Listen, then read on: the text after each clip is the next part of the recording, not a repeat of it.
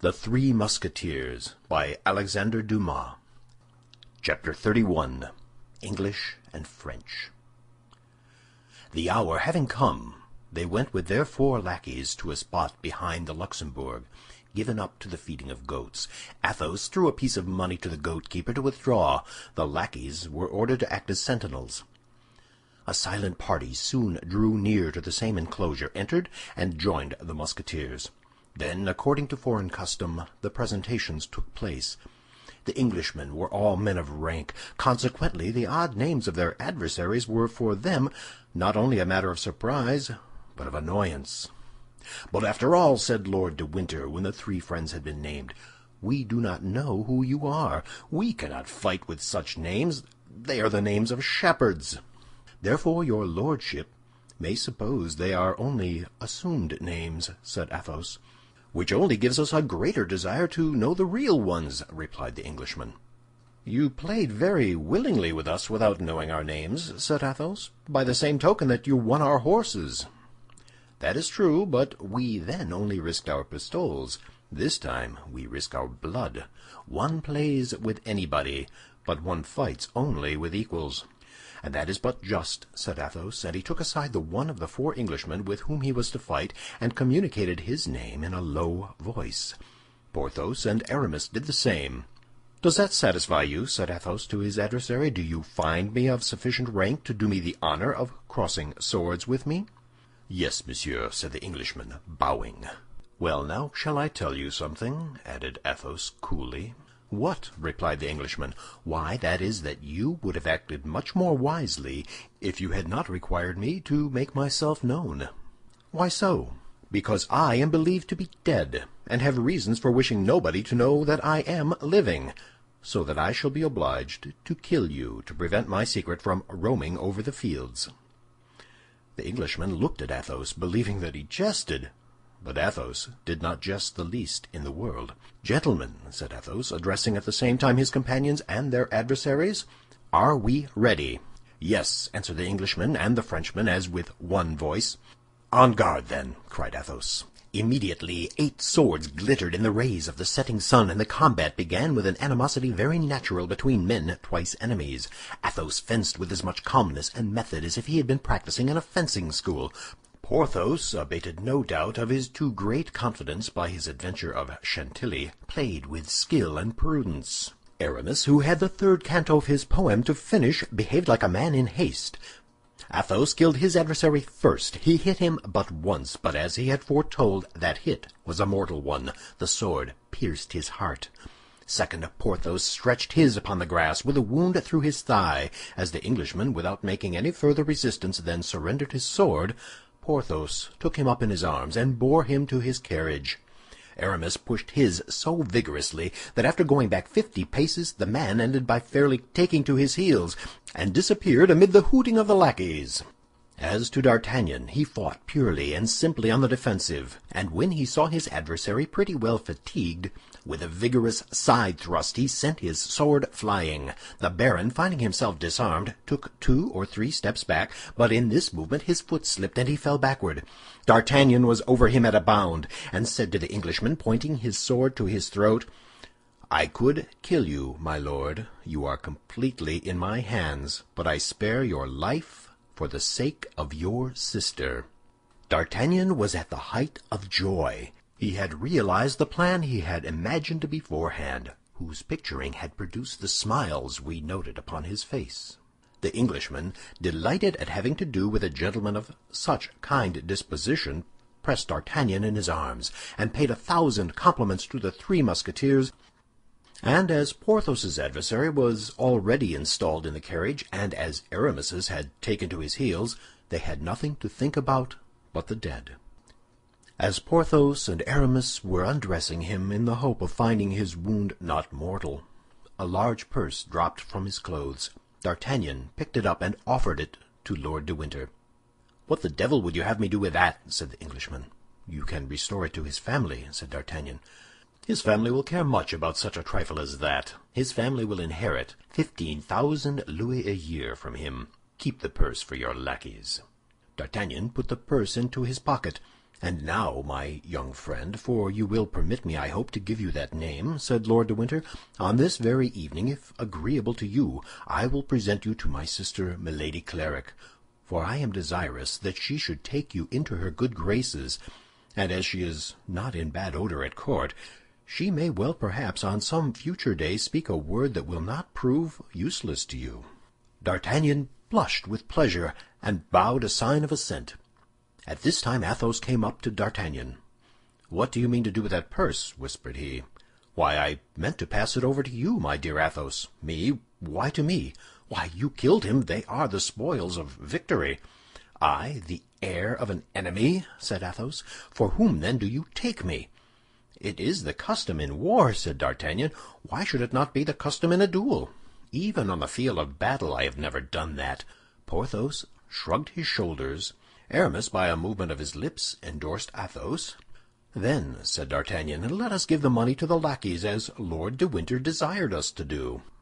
"Yes," said Athos, "let us give the money to the lackeys. Not to our lackeys, but to the lackeys of the Englishmen."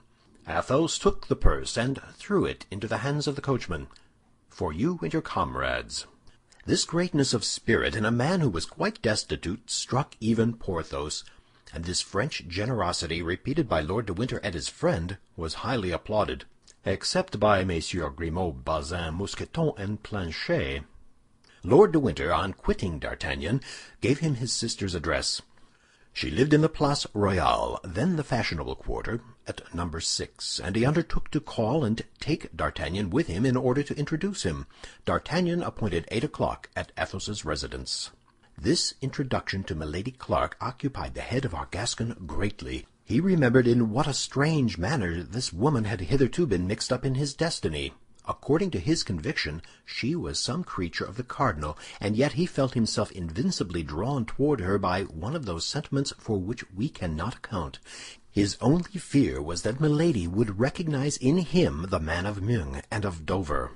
Then she knew that he was one of the friends of Monsieur de Tréville, and consequently that he belonged body and soul to the king, which would make him lose a part of his advantage, since when known to Milady as he knew her, he played only an equal game with her. As to the commencement of an intrigue between her and Monsieur de Wardes, our presumptuous hero gave but little heed to that, although the Marquis was young, handsome, rich, and high in the cardinal's favor. It is not for nothing we are but 20 years old, above all if we were born at Tarbes.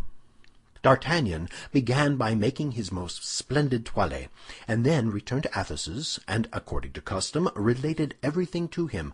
Athos listened to his projects, then shook his head, and recommended prudence to him with a shade of bitterness. "What," said he, "you have just lost one woman, whom you call good, charming, perfect, and here you are running headlong after another." D'Artagnan felt the truth of this reproach. "I loved Madame Bonacieux with my heart, while I only love Milady with my head," said he. "In getting introduced to her, my principal object is to ascertain what part she plays at court." "The part she plays? Pardieu! It is not difficult to divine that, after all you have told me. She is some emissary of the cardinal, a woman who will draw you into a snare in which you will leave your head." "The devil! My dear Athos, you view things on the dark side, methinks." "My dear fellow, I mistrust women. Can it be otherwise?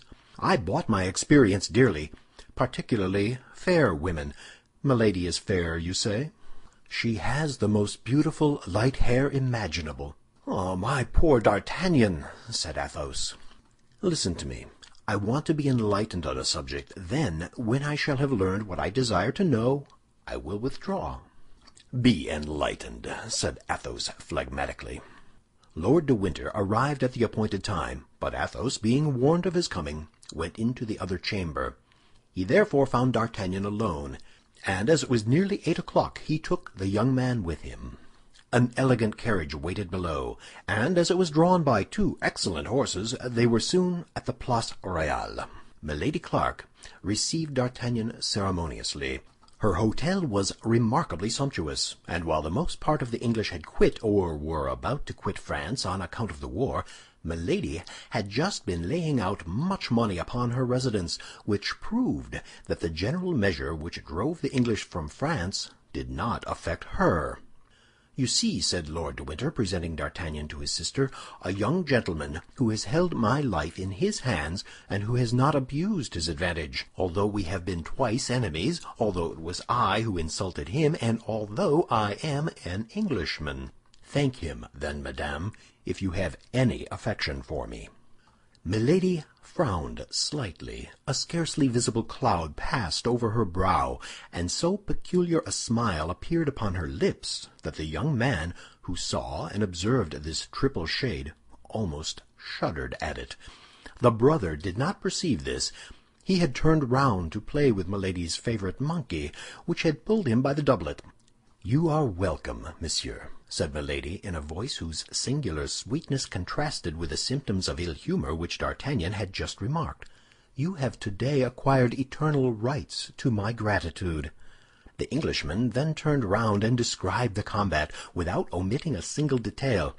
Milady listened with the greatest attention, and yet it was easily to be perceived, whatever effort she made to conceal her impressions, that this recital was not agreeable to her. The blood rose to her head, and her little foot worked with impatience beneath her robe. Lord de Winter perceived nothing of this.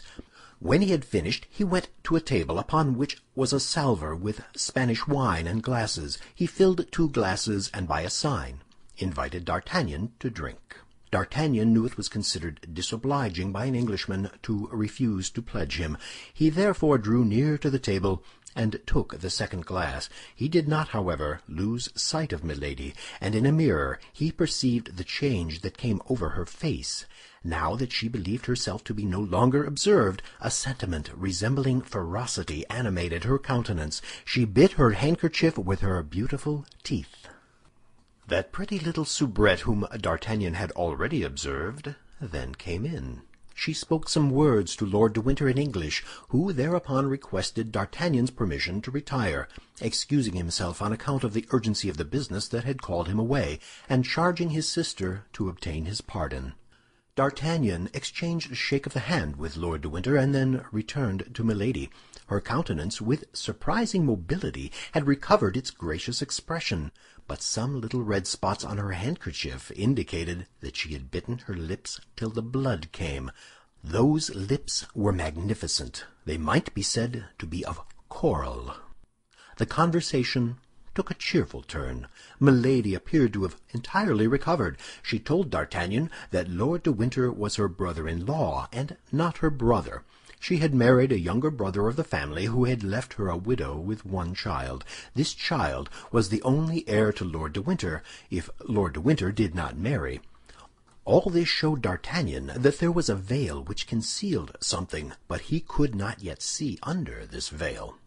In addition to this, after a half-hour's conversation, D'Artagnan was convinced that Milady was his compatriot. She spoke French with an elegance and a purity that left no doubt on that head.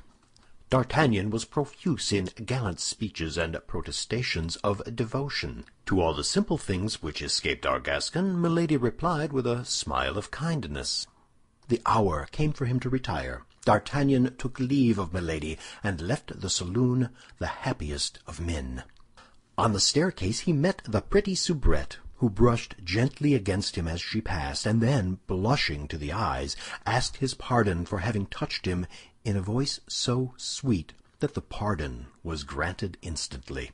D'Artagnan came again on the morrow, and was still better received than on the evening before.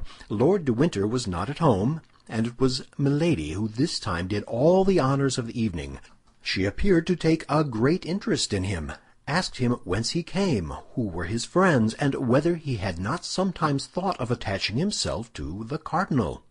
D'Artagnan, who, as we have said, was exceedingly prudent for a young man of 20, then remembered his suspicions regarding Milady. He launched into a eulogy of his Eminence, and said that he should not have failed to enter into the guards of the cardinal instead of the king's guards if he had happened to know Monsieur de Cavois instead of Monsieur de Tréville. Milady changed the conversation without any appearance of affectation, and asked D'Artagnan in the most careless manner possible if he had ever been in England. D'Artagnan replied that he had been sent thither by Monsieur de Tréville to treat for a supply of horses, and that he had brought back 4 as specimens. Milady, in the course of the conversation, twice or thrice bit her lips. She had to deal with a Gascon who played close. At the same hour as on the preceding evening, D'Artagnan retired. In the corridor he again met the pretty Kitty. That was the name of the soubrette.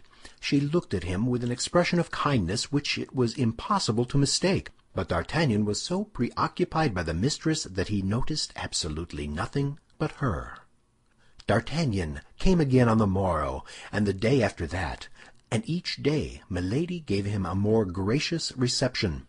Every evening, either in the antechamber, the corridor, or on the stairs, he met the pretty soubrette. But, as we have said, D'Artagnan paid no attention to this persistence of poor Kitty. End of chapter 31.